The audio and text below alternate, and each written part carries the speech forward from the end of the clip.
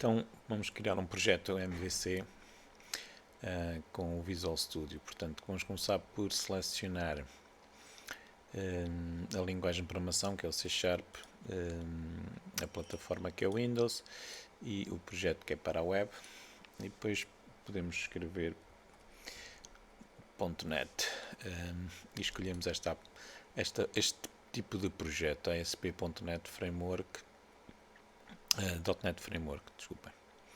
Next, aqui damos-lhe um nome, vou-lhe chamar MVC. Create, aqui escolhemos MVC, portanto, e não vou configurar aqui o HTTPS e também não vou configurar a autenticação, portanto a autenticação para já fica com nenhuma. Clicamos no Create e o Visual Studio agora vai criar o projeto para nós. E basicamente o que nós vamos fazer então é utilizar a arquitetura MVC para criar um website que nos vai permitir de uma forma mais ou menos organizada gerir um pequeno hotel. Portanto, o que é que nós pretendemos? Pretendemos primeiro que se compreenda o que é o MVC. Portanto, o MVC é uma arquitetura, é uma maneira de nós organizarmos o nosso projeto, separando em três camadas. Os models, que é o acesso aos dados, é o que vai ficar aqui na pasta models. Depois as views, que é aquilo que o utilizador do nosso site vai conseguir ver, que vai ficar aqui dentro da pasta das views, e os controllers, que é a lógica do nosso site, a lógica de negócio, portanto, onde nós vamos controlar e executar os cálculos que temos a fazer. Vamos tirar partido da tecnologia Entity Framework para gerar a nossa base de dados, portanto nós não vamos gerar a base de dados manualmente, e vamos também tirar partido da tecnologia Identity para nos ajudar a fazer a autenticação. Uma vantagem que nós temos de utilizar o Entity Framework é poder fazer a base de dados sem termos que utilizar o SQL. Portanto, nós vamos criando as nossas classes e aos poucos, conforme formos precisando, vamos aplicando migrações à base de dados que na prática vão criando a nossa base de dados e as respectivas tabelas em função das classes de dados que nós vamos acrescentando aqui na pasta Models. Portanto, na prática, nós vamos utilizar um princípio designado por Code First, em que nós primeiro definimos o código que define as nossas classes e depois mandamos a base de dados ou a tecnologia Entity Framework gerar a base de dados por nós através de uma migração. Pronto, começando então aqui nos models, nós vamos começar por adicionar um model, clicamos com o botão direito na pasta Models, Add, Classe, e vamos começar por criar um model, ou a classe melhor, para a tabela dos quartos. Então vou-lhe dar o nome quarto.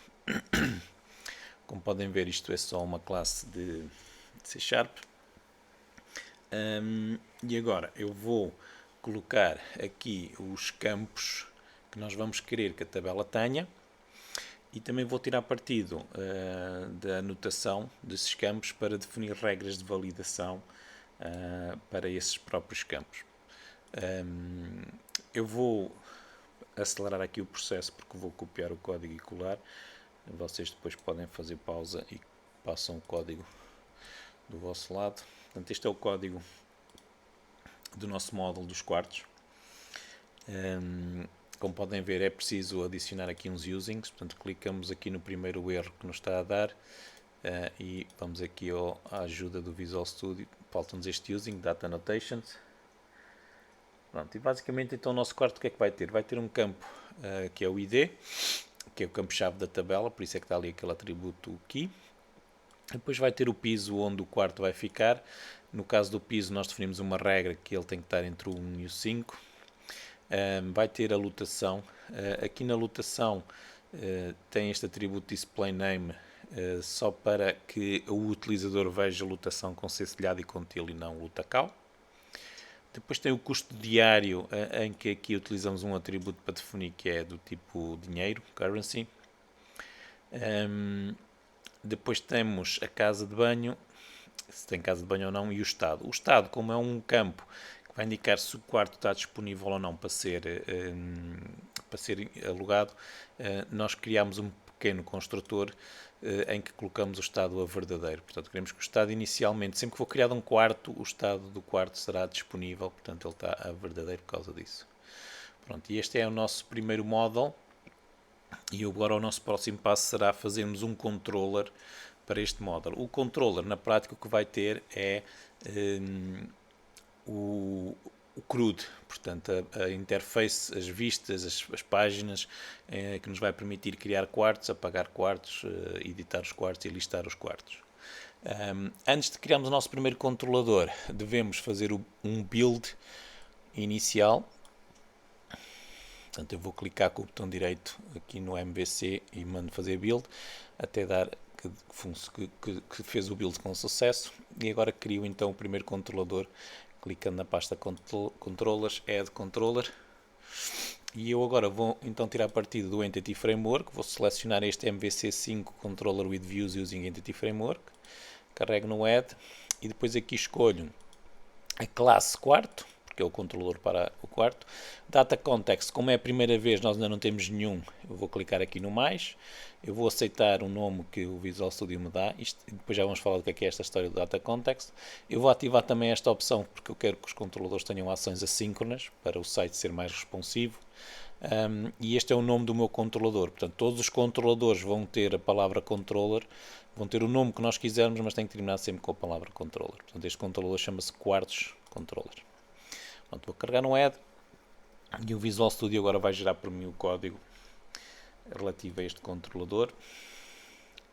Portanto, basicamente vamos ter o código para listar todos os quartos, vamos ter o código para criar quartos novos, editar, ver detalhes também dos quartos, apagar quartos. Portanto, podem ver aqui as ações que nós temos. Portanto, cada uma destas ações corresponde a uma página, a uma vista que nós podemos chamar através do browser. Portanto, vocês vão ver quando eu executar isto que no browser nós o que vamos ter é o nome do controlador, neste caso vai ser quartos, depois barra e a ação que corresponde sempre a uma destas funções public. Como podem ver, cada uma destas funções tem o return view, que se nós quisermos ver qual é a vista que está associada, podemos clicar com o botão direito e fazer Go to View e podemos ver aqui a vista. Cada uma destas vistas é criada automaticamente pelo Visual Studio utilizando o código Razor, que é um código que mistura HTML, como vocês podem ver temos aqui tables e parágrafos, com estas instruções que começam com o arroba, ou que começam com o arroba e depois têm as chavetas. Isto é o código Razor, que é utilizado ou para executar código C#, ou então para executar funções que vão gerar tags HTML. Portanto, na prática o que temos aqui é uma tag, um anchor, que vai criar um link para a ação create, e o texto que é clicável é este que diz create new. Portanto, nós podemos pôr isto aqui em português a dizer criar novo. Não podemos é mudar o nome desta função, ou se melhor, podemos mudar, mas se o mudarmos temos que depois vir aqui e mudar o nome da função também aqui no create. Pronto, e isto é o código que nós temos aqui gerado na vista. Nós podemos alterar este código todo. Esta primeira linha aqui indica o que é que a vista vai receber do controller. Neste caso vai receber uma lista. Este INumerable quer dizer que ela recebe uma lista. Como vocês podem ver aqui, tem aqui este db quartos to list async. Portanto, isto é a lista que vai ser enviada à vista. E a lista é do tipo quarto, que é a nossa classe que nós criamos no início deste processo. Agora o que falta fazer, nós neste momento ainda não temos nenhuma base de dados, portanto quando tivermos uma base de dados ela vai aparecer aqui no AppData. Eu até posso mostrar aqui que ela não está vazia, portanto temos aqui uma série de ficheiros, mas no AppData não há nada, e o que nós vamos fazer agora é aplicar a primeira migração. Para isso vamos aqui a Tools, NuGet Package Manager Console. Portanto, isto é a linha de comandos do PowerShell. E o que nós agora temos que fazer aqui é ativar as migrações. Portanto, escrevemos Enabled Migrations. E como nós já criámos um controlador com o Entity Framework, o Entity Framework já foi importado aqui para as nossas referências, e por isso nós já podemos executar esta função. Se não tivéssemos feito isto, não íamos conseguir executar esta função. Íamos ter que primeiro fazer o download do Entity Framework. Portanto, agora o que é que nós temos? Temos aqui uma classe que inclusivamente nos dá uma função chamada seed, que nos permite adicionar registros iniciais à nossa tabela. Portanto, a tabela de utilizadores pode ter um administrador inicialmente já adicionado. Portanto, é aqui que nós os podemos adicionar. Agora que ativamos as migrações, vamos adicionar a nossa primeira migração. Para isso escrevemos Add Migration. Eu vou-lhe chamar, foi a classe dos quartos. E o que é que vai fazer o Visual Studio? Vai olhar para a classe DBContext, que é esta aqui, e vai verificar que existe cá esta linha que diz basicamente que nós vamos precisar de um DB set, de um conjunto de dados do tipo quarto, e então a migração que fez foi criar uma tabela para essa classe. Portanto, podem ver aqui Create Table Quartos e os campos e a respectiva tabela. E agora temos que aplicar a migração escrevendo Update Database. E agora sim, já vamos ter aqui no AppData a nossa base de dados, como podem ver, e se nós formos abrir a base de dados, ela neste momento já tem uma série de tabelas. Tem a tabela quartos e tem outras tabelas, nomeadamente as tabelas que nos permitem, ou que permitem ao Visual Studio gerir as migrações. Pronto, eu agora vou fechar isto, vou voltar aqui ao meu controlador dos quartos e vou executar isto.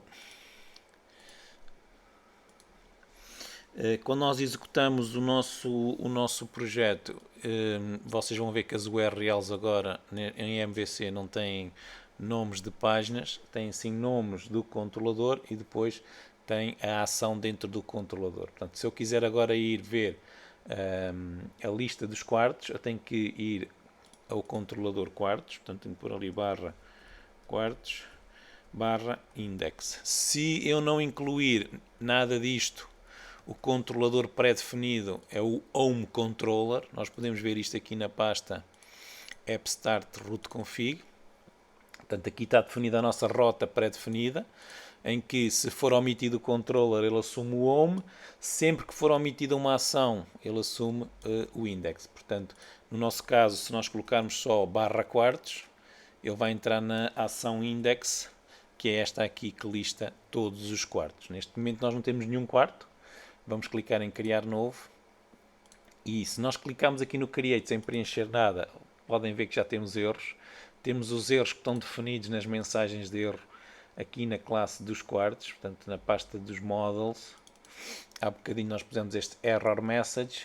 Isto são as mensagens de erro que vão aparecer ao utilizador sempre que ele não cumprir as nossas regras. Portanto, aqui o piso tem que ser entre 1 e 5. Se eu colocar 6, também vai dar uma mensagem de erro. Reparem que a mensagem de erro é esta aqui, porque eu não estou a cumprir esta regra. Se não tiver preenchido, é esta a mensagem de erro que vai aparecer, porque eu coloquei como obrigatório. Required, quer dizer que ele é obrigatório. Portanto, vamos criar aqui, por exemplo, um quarto para 2 pessoas. O custeário vai ser, sei lá, 35 euros. Tem casa de banho e o estado vai estar a verdadeiro. Apesar de que, se eu não clicar ali e fizer o create, não ficou verdadeiro, porque o quarto, quando é criado, é enviado para este objeto e o estado vem lá definido. Portanto, se nós não quisermos que o estado seja definido naquela vista, o que é que nós podemos fazer? Podemos tirar daqui do parâmetro o estado e podemos também tirá-lo da vista. Portanto, eu agora vou aqui à vista e vou tirar a parte que diz respeito ao estado, que é este último form group. Pronto, vou apagar. E se eu agora executar outra vez, Quando eu executo a partir de uma vista, ele abre a vista diretamente, portanto ele vai para a ação correspondente àquela vista. Reparem que ele entrou no quartos create. Eu agora já não tenho cá o estado do quarto. Só para nós vermos, eu vou voltar aqui para ver que ainda tenho cá um quarto. Então vou criar um novo, também vai ser no primeiro piso, vai ser também para 2 pessoas, vai ter um custeio 55 e vai ter casa de banho. Pronto, e como podem ver, este aqui ficou como ativo porque eu tenho o construtor aqui, e como eu retirei do create o campo do estado, ele agora assume o campo que está no construtor quando o objeto é criado e não o valor que vem da vista. Também posso experimentar aqui o editar. Eu vou alterar aqui o estado. Este problema das vírgulas e dos pontos, isto vai nos acontecer. Nós temos que resolver isto depois com a globalização no webconfig, porque ele assume que o ponto é que é o separador de casos é assim mais e não a vírgula. Os detalhes neste momento não faz grande diferença em relação àquilo que nós aqui temos, porque nós temos poucos campos, mas se nós tivéssemos mais campos podíamos depois acrescentar aqui e mostrar os campos todos, em vez de estarem aqui todos. E depois o delete aparece esta janela para confirmar se queremos de facto apagar, e só assim é que ele apaga. Pronto, e vimos como é que se pode fazer um primeiro controlador para um modelo quartos, e como podem ver o código foi todo gerado automaticamente por nós. O código tem funções que são chamadas por gets, que são estas aqui, e depois há algumas funções em que vocês vão encontrar o HTTP post, quer dizer que esta função vai ser chamada como um post. Se repararem, esta função diz create.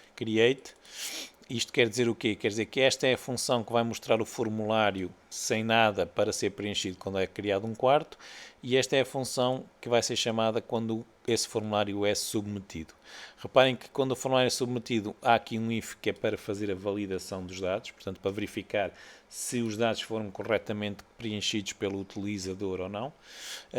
E só se eles foram bem preenchidos é que vão ser adicionados à base de dados. Portanto, como podem ver aqui, para adicionar um registro à base de dados, se fazemos duas coisas: primeiro adicionamos ao DB7 e depois mandamos guardar as alterações, e a seguir somos redirecionados para o index. Portanto, somos redirecionados para esta função aqui, que é a tal função que lista todos. Se o modelo de dados não estiver válido, ou seja, se houver erros, a vista é devolvida com os dados que ela recebeu. Portanto, este objeto que recebeu aqui os dados é novamente enviado para a vista para ela aparecer previamente preenchida com aqueles dados que o utilizador nos deu e para corrigir os erros. Já agora também podemos ver aqui o delete, porque o delete tem uma particularidade que é, temos o get, que é quando aparece aquela mensagem para confirmarmos de facto este é o quarto que queremos apagar, e como só recebemos um ID, tanto numa função como na outra, aqui o nome da função não é delete, ao contrário de no edit, em que temos duas funções com o mesmo nome porque o número de parâmetros é diferente. A mesma coisa acontece no create, temos duas funções com o nome create, mas com o número de parâmetros é diferente, não há problema. Mas no delete nós temos uma função que só recebe o ID e a outra também só recebe o ID. Então como é que se resolve isto? É com este atributo, ActionNameDelete. Portanto, se vocês repararem, temos ali o atributo que diz que esta função é chamada por um post e o nome da ação corresponde ao delete. Portanto, é a maneira como nós não temos que mudar a maneira como o formulário do delete é submetido. Portanto, se eu for aqui à vista, o formulário está só aqui em baixo e não indica cá nada de especial para ser submetido para outra função, mas como o nome da função é diferente, temos que pôr este atributo ActionNameDelete. Por fim, existe aqui este dispose, que é o que fecha a nossa ligação à base de dados. Portanto, é o que faz o dispose do DB7 e fecha a ligação à base de dados no final de cada pedido, de sempre que um pedido é executado. Pronto, e este é o nosso primeiro controlador. No vídeo a seguir nós vamos criar outro controlador agora para os clientes, e nesse controlador vamos também ver mais algumas coisas, como por exemplo como é que podemos guardar uma fotografia associada ao cliente.